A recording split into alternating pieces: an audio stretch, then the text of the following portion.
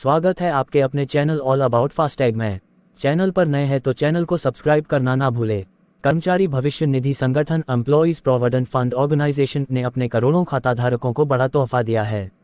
सरकार ने ईपीएफ पर ब्याज दर 8.10% से बढ़ाकर 8.15% कर दी है।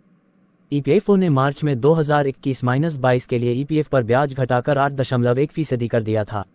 ईपीएफओ पीएफ खाताधारक के खाते में जमा राशि को कई जगह निवेश करता है। इस निवेश से होने वाली कमाई का एक हिस्सा ईपीएफओ खाताधारकों को ब्याज के रूप में दिया जाएगा। आपको बता दें कि पिछले साल सीबीटी ने ईपीएफ दरों को 40 साल के सबसे निचले स्तर पर ला दिया था।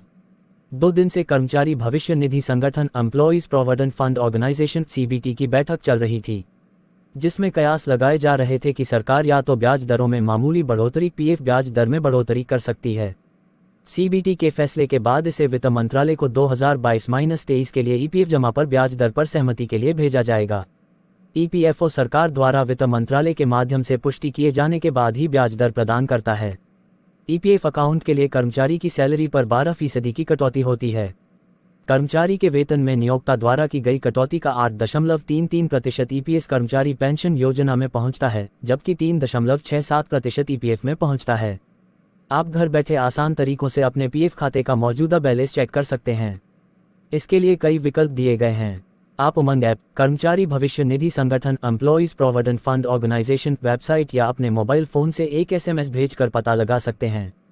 देश भर में लगभग 6.5 करोड़ ईपीएफओ ग्राहक हैं। 7 करोड़ से ज़्यादा सदस्य ईपीएफओ में फिलहाल 7 करोड़ से ज़्यादा सदस्य हैं, जिन्हें बढ़ी हुई ब्याज दरों का लाभ मिलेगा। इस साल जनवरी में ईपीएफओ ने भविष्य निधि खाते में कुल 14.86 लाख सदस्य जोड़े।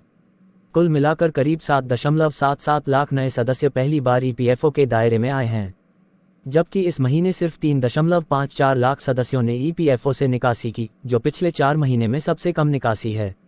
वित्त मंत्री निर्मला सीतारमण ने पिछले साल मार्च में कर्मचारियों की भविष्य निधि जमा पर ब्याज दर घटाकर 8.10% कर दी थी, जो 40 साल का निचला स्तर था, जिसका बचाव करते हुए कर्मचारी भविष्य निधि संगठन एम्प्लॉइज प्रोविडेंट फंड ऑर्गेनाइजेशन में उन्होंने कहा था कि 8.10% की दर अब भी अन्य छोटी बचत योजनाओं की ब्याज दरों से बेहतर है।